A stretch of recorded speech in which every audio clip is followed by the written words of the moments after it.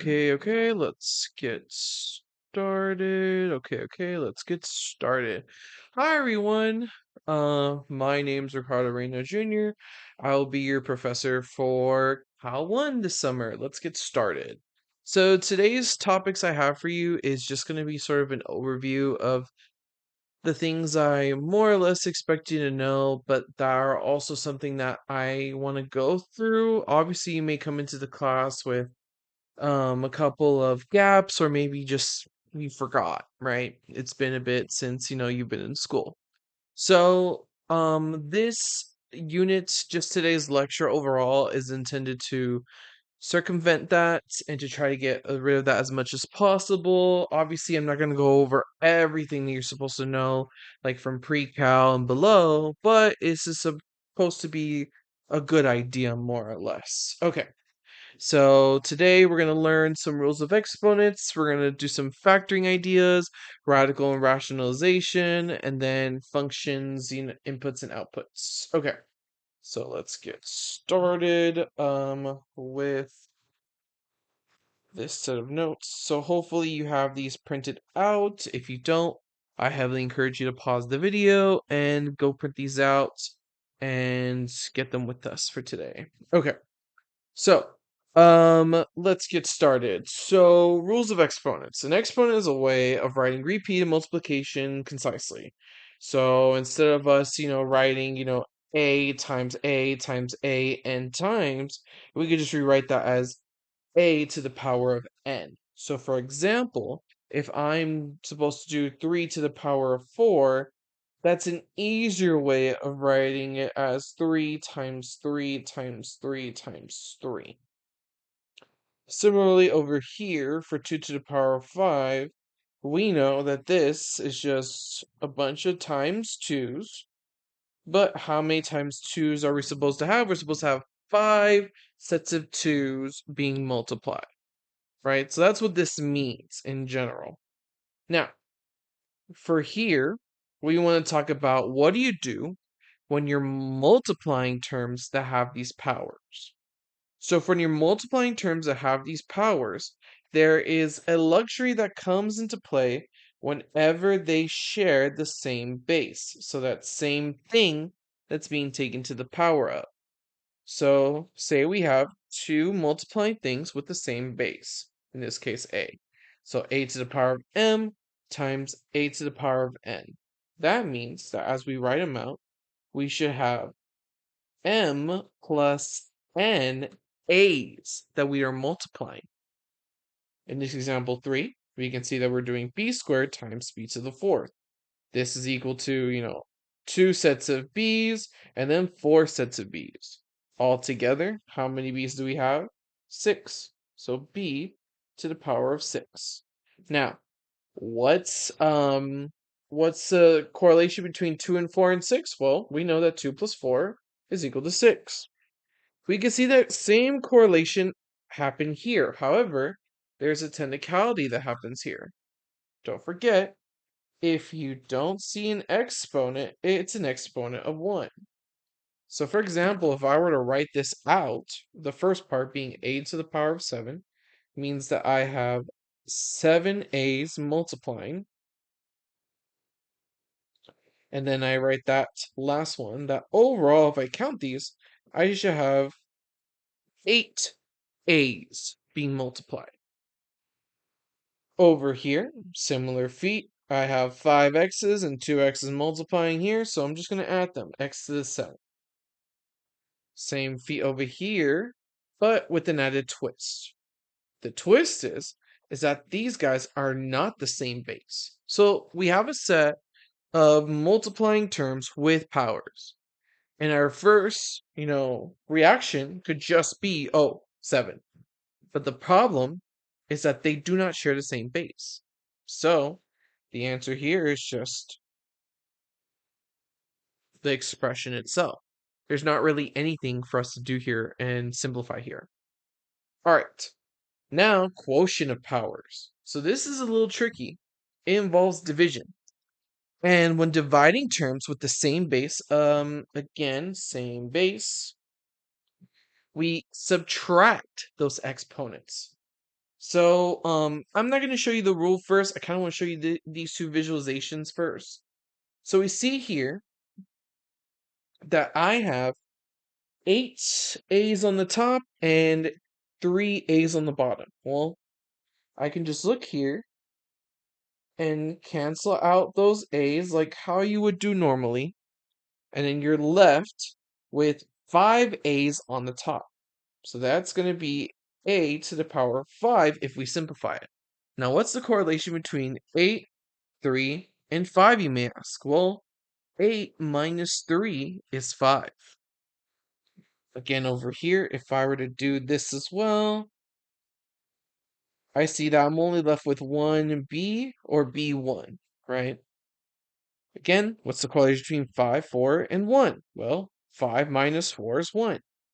So, if we follow this as a formula, we can say that a of, I skipped ahead. If I say that a to the power of m is divided by a to the power of n, saying this as a formula, we would just say, we would just rewrite this as a to the power of m minus n. And that's what you get here. Well, I guess for this one, we could take the luxury of doing b by itself, but for right now, it's good to practice writing it with that one. Okay, so next over here, what do we have here? Well, this one's just a little trickier in that nothing really existed on the top. We canceled 3 b's, but we're left with 2 b's on the bottom, so that's b squared. But the top has nothing. Well, technically we know anything times 1 is that anything, so a 1 will exist here. So that's 1 over b squared. And then let's look at example 10. Example 10, our inclination could be 1, but we have to remember they're not the same base. So this expression can only be simplified to the expression itself. Okay. All right. Next off, we have negative powers. So a negative power becomes positive in a denominator of a fraction. So this is kind of referring to this guy over here. A little bit. Just a little bit. Not that much. But if we have a to the power of negative m, then we can rewrite that as 1 over a to the m. And vice versa. If we have 1 over a to the negative m, we can rewrite that as a m. Now, this is the quick sort of like jump to, like we're reviewing. If I'm going to get just a little bit more in depth, which looking at this and I kind of want to, we see here that we can rewrite this as a to the 0 over a to the m. And we know from this rule that that could be written as a to the 0 minus m. Well, we know that 0 minus m, because of the property of 0, is just going to be that minus m, or negative m. And then we're back there at that rule. For here, this becomes a little bit of a simplification issue. Let's see. What's the best way to talk about this guy? Okay. So for this guy, if I wanted to show it, you could believe me, right? Like, obviously, I'm telling you. But I like to show why things are things, and I just don't like to go like the math is math, you know. Um, we have a to the m. We can technically get away with doing a double negative situation, rewriting as a to the negative m, because we agree that double negative becomes a positive. So that's not incorrect in writing it. I'm gonna write little parentheses actually, just so it doesn't look that ugly. I looked at the screen, it kind of looks weird. Okay. But from here, we can go ahead and treat that as 0 minus a negative m. And then we go backwards, almost like here, where you'd say that's 1 over a to the negative m. And look, we're back where we started. Okay, so in reality, this is the rule. that we should know. This is the y that maybe you don't have to have memorized right away, but you should know that this how this y exists. This how come, this why because this part that exists somewhere. Maybe you don't have to remember it. It would be helpful to remember, obviously, but like that's sort of the Point Dexter thing of like saying it, where like, well, of course, if you remember everything, but like all of that aside, right?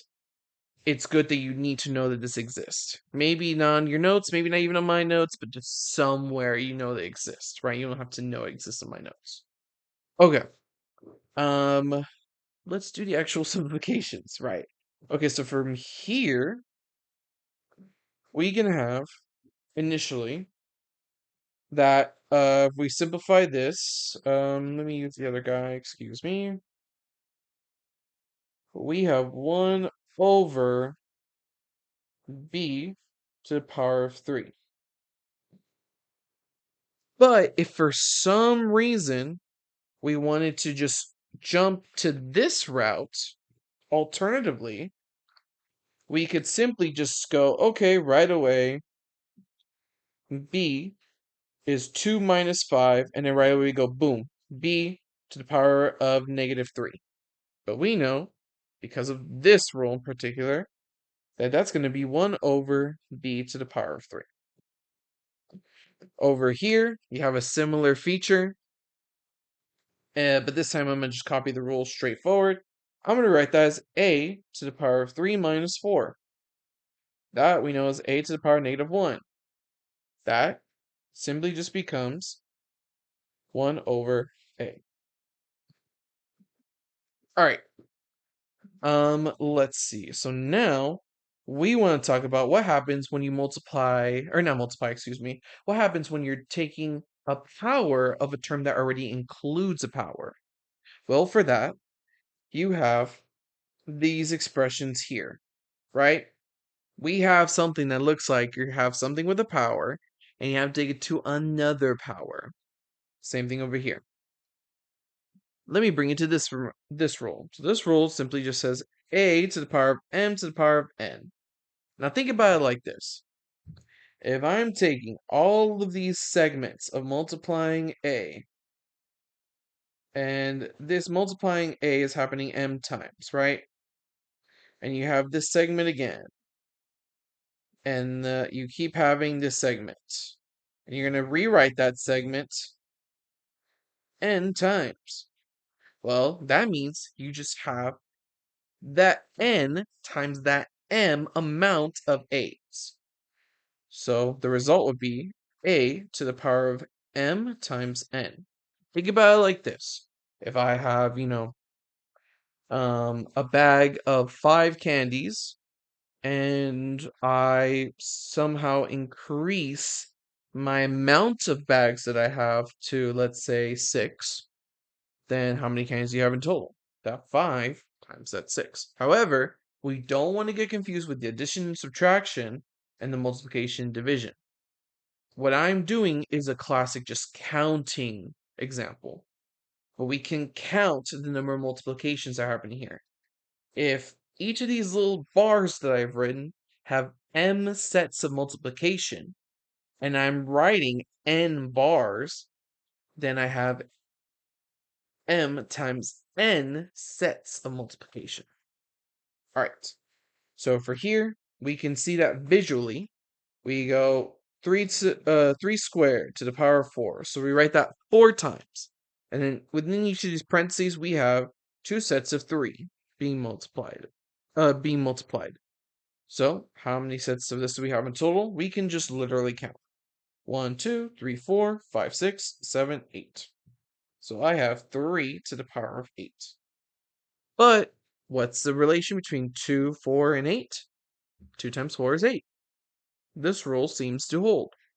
Let's move forward. A to the power of 3 to the power of 2. If I expand this, I have a to the power of 3 times a to the power of 3. Only 2 of them, right? Because it's just power of 2.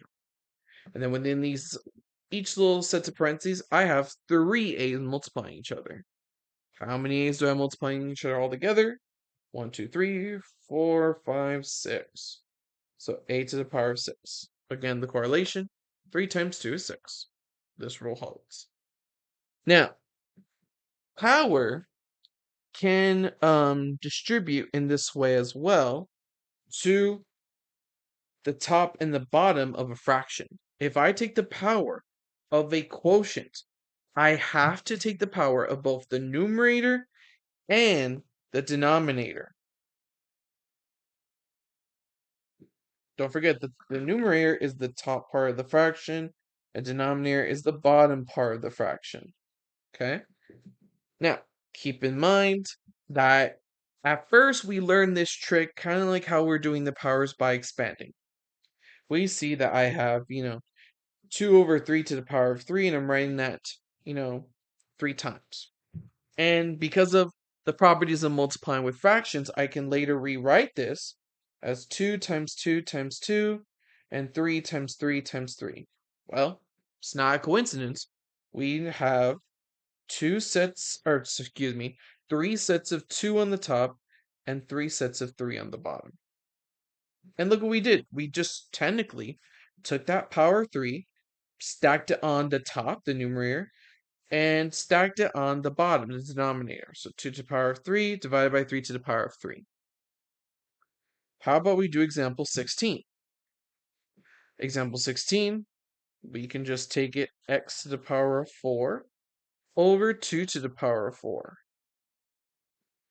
Now, I think, yeah, I've been avoiding actually multiplying these numbers out. I guess for the sake of technicality, we can go ahead and multiply the numbers out. Um, I was kind of just going with the flow. Let's see. So we know that these 3 to the power of 4, that's just going to be 81. That's going to be, I believe that's 32, but let me double check that. Yeah, okay. Anything else we can simplify here? I'm going down the list. Oh, 3 to the power of 8. We could do that one, yes. So that one becomes 6,561.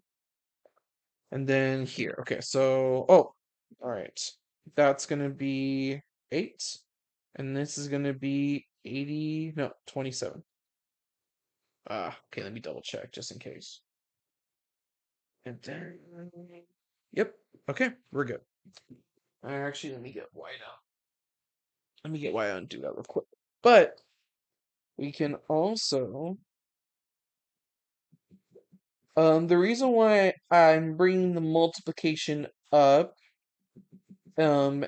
is not because I don't think you know it. I do, right? You know how to multiply these.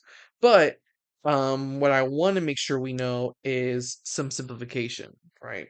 How to make things look easier. So for example, here, this looks clunky because we can't really simplify x to the power of 4.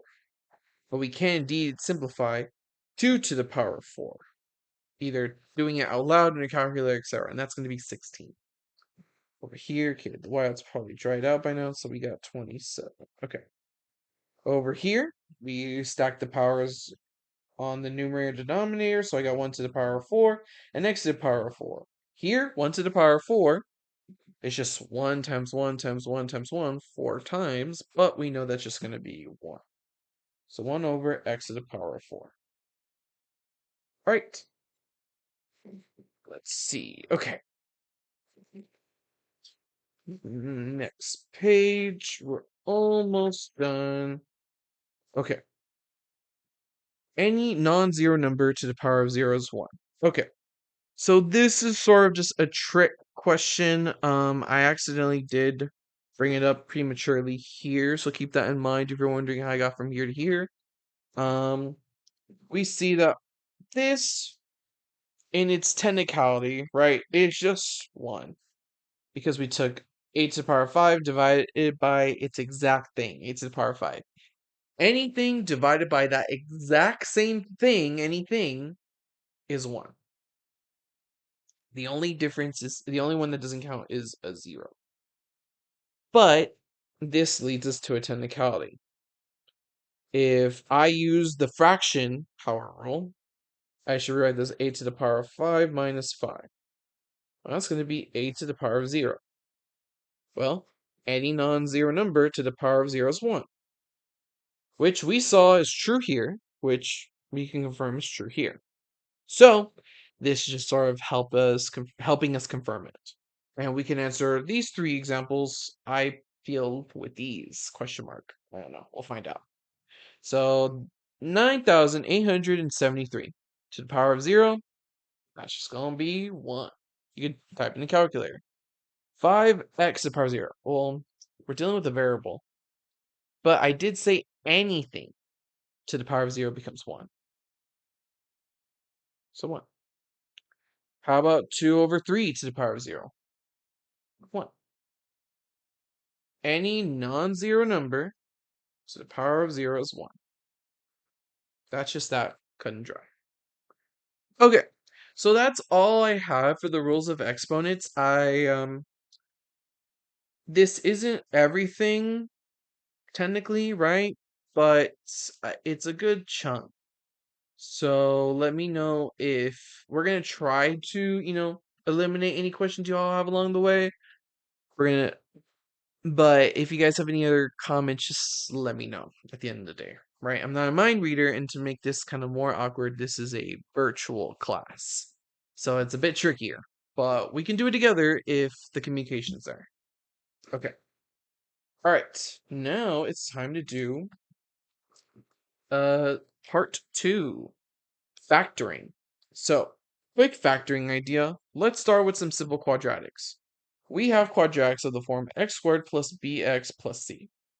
Now, some simple factoring will lead us to say that two numbers that multiply to c and add up to b will help us factor these quadratics. Let's start over here. So the rules state that I need two numbers that multiply to c and add up to b. Well, I'm looking at that 12 there, and I have 1 times 12. It's going to be a positive 7, so I don't have to check the negative version of things, but I might as well just do it for at least this first problem. 2 times 6, negative 2 times a negative 6. Oh, sorry, brain fart.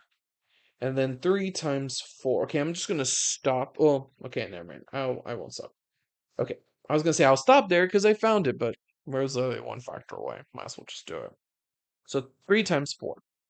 3 times 4 is 12, but 3 plus 4 is 7. So that means I can factor this guy by splitting that part of bx into this 3 and 4. So x squared plus 3x plus 4x is plus 12. What did I do? Just to repeat myself, I split up this middle part into 3x and 4x, which is true, right? We know that 3x plus 4x is 7x. Then I asked myself, okay, well, let me take these first two guys. What do they share? They share an x. So I'm left with x plus 3. And the goal is that you want to factor out something out of these last two, such as it matches what the result after factoring with the first two. So we want to somehow take something out of here that gives us x plus 3. Well, we can see that both of those are divisible by 4. Let's just take a shot in the dark and take out 4. So divided by 4, we got x plus, and then 12 divided by 4, that's going to be a 3. So we have x times x plus 3 plus 4 times x plus 3. That can factor to x plus 4 and x plus 3. And that's going to be our answer. Let's keep it going. We have x squared minus 2x minus 15. Okay, so for here, we have a negative 15. So that means we're going to have alternating sign values. So 1 times 15, but one of them has to be negative. None of those add up to 2. Or negative 2, excuse me. Let's try 2. But 2 times, there's not really, it times an integer gives us 15. And we know that the sum of two things that are integers won't give us another integer. So that's actually wrong. But in the premise of looking for these, we want to deal with some even out factors, right? That's the rule set. What factors, right? And factors typically apply to the integers. Okay. Yeah, that's true. Okay, moving on. All right. Let's see. We got actually the rules probably stay this is well, I'll stay because technically, right, if we take out from an integer, we take out a factor. So for example, 2 times 15 over 2, the sum of an integer and a factor, or in a factor, a fraction, excuse me, will not be an integer. Yeah. I kind of want to prove it, but this is calculus. Let's not do proofs here.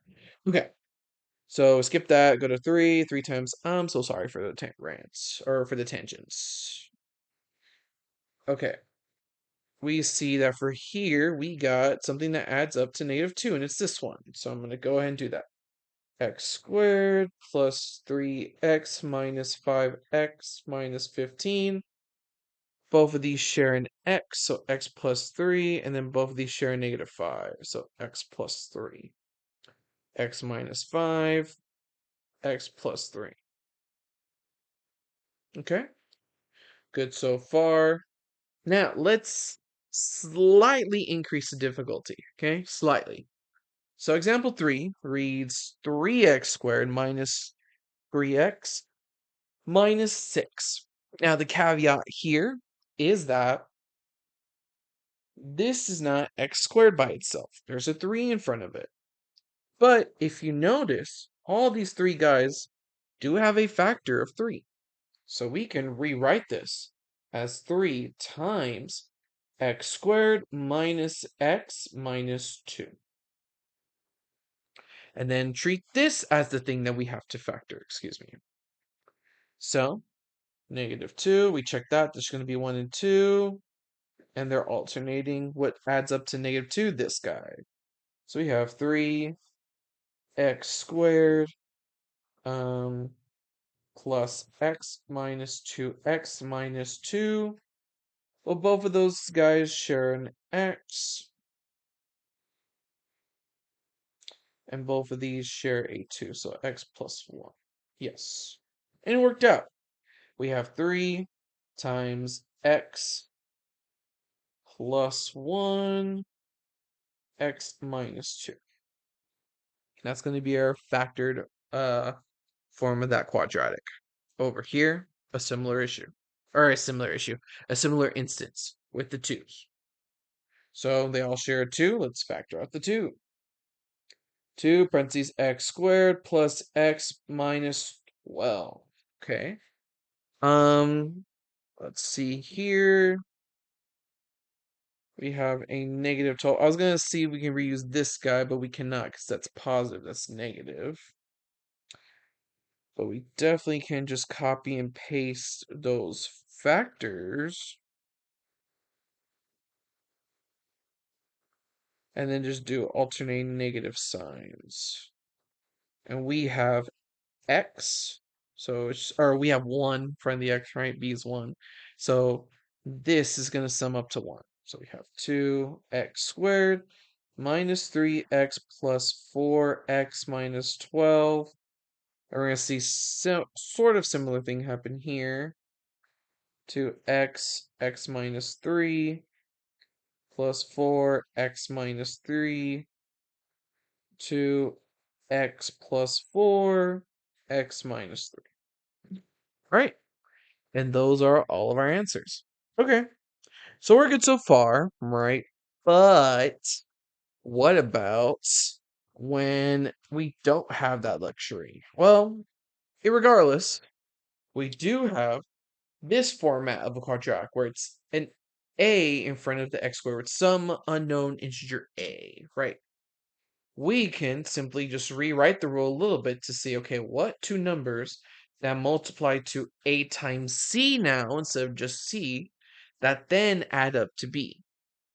Okay, so in this case, we're not checking the factors of 3, we're checking the factors of 2 times 3, 6, and seeing what factors add up to 7. Well, I'm gonna stop practicing writing down all the factors, um, just to save time in the video.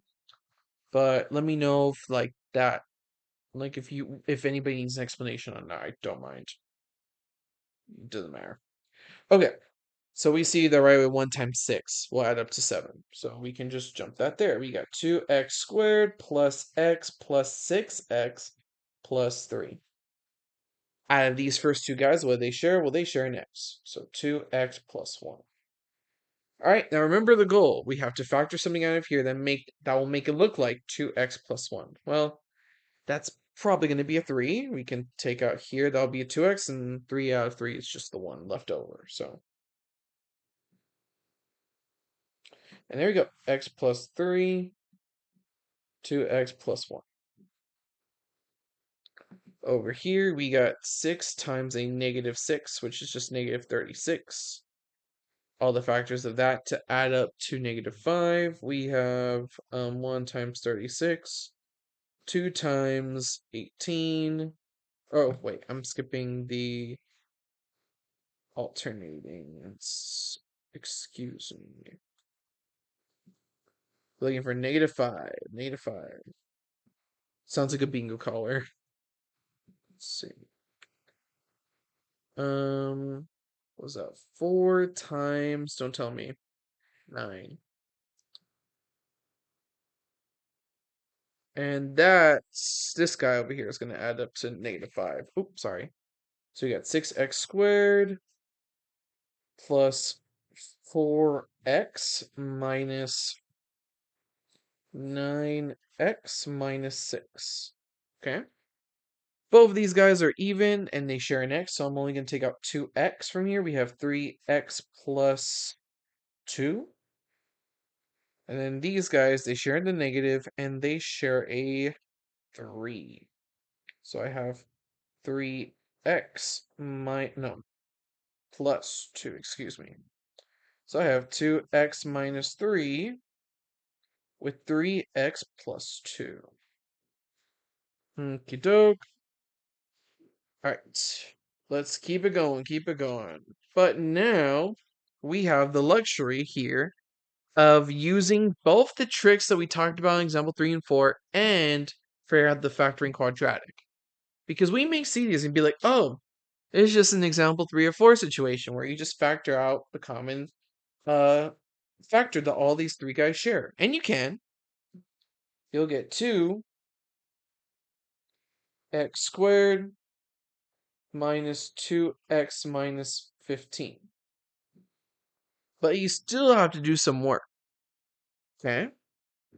Now, you can do that and you'll actually get the exact same example. Mm, let me see, did I? Okay. I made a verbal mistake. I said that this would be not exactly like example 3, but it accidentally became exactly like number 3. So let's go ahead and do this example and then do the version where it's a bit harder, right? Just to show that it's a brute force way either way.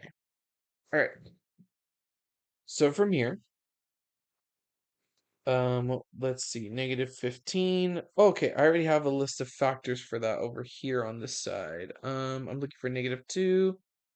Oh wait, it's exactly this guy. Oh, so I'm just gonna copy and paste that work. We got 2 times x minus 5, x plus 3. So now the real test. Can we get this example without that? Okay, let me do a different color uh just to prove my point, I guess. Okay. And then let me write here real quick. Use example 2. Okay. All right.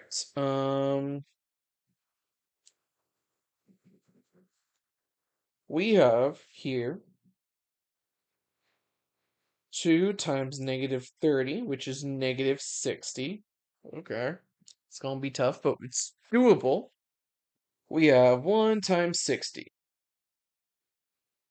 That definitely doesn't add up to 4. Or none of these add up to 4. We got 2 times 30. Gotta be a little closer. We can do 3 times 20. We're closing the gap, but we still need to keep going. Let's do 4 times 15. Again, closing the gap, but not really there. Okay. Then we gotta do 5 times 12. Still not there. 6 times 10. Boom, we're there. We can see that from here, we have the positive 6 and the negative 10. That will get us this factor. So let's go ahead and do that. So I'm just going to rewrite the problem first. And then I'm going to split up. We got 2x squared plus 6x minus 10x minus 30. Okay. Then from here, what two factors do you guys share? They share 2 and an x. So we're left with x plus 3. What do these guys share? Well, to make it look like x plus 3, we take out that negative 10. Not minus plus 3, excuse me. So we get 2x minus 10, x plus 3. What common factors do these guys share? They share a 2. X minus 5.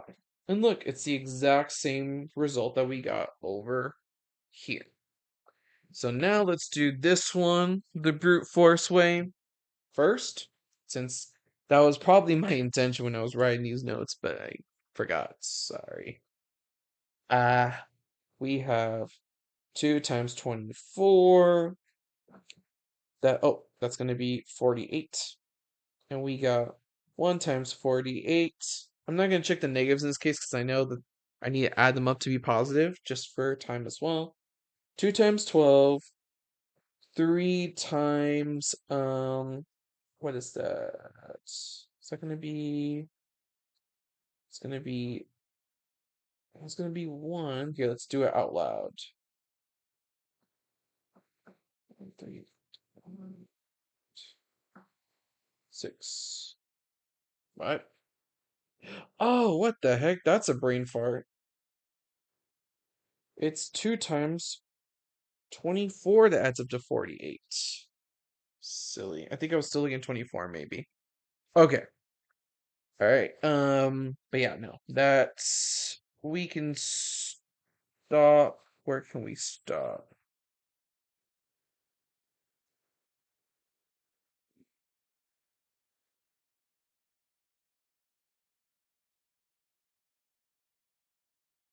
So 3 times 6, we need to add up to 14. We got to keep going. Let's do 4 times. Now that's going to be 4 times 12. We don't have a 5.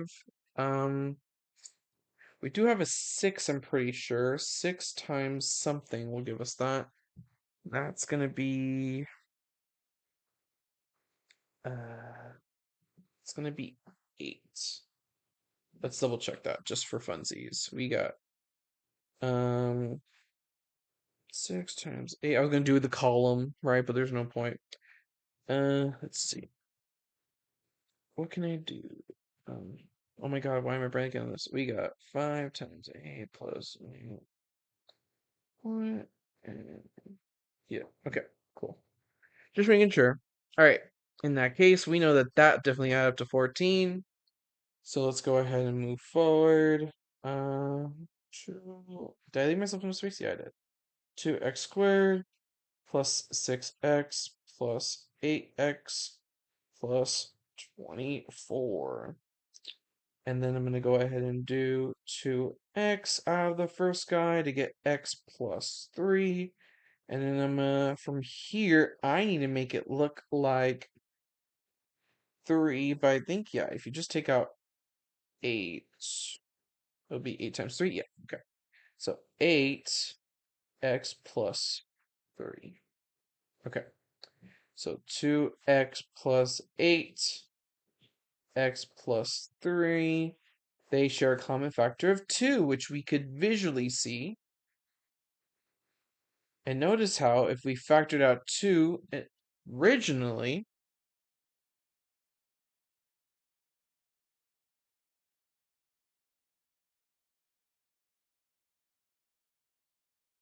we would have gotten example 1's instance, which we correctly got as x plus 4 times x plus 3.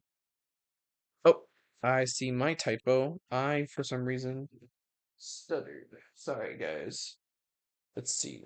Where's the whiteout? Here's the whiteout. Okay. All right. Okay.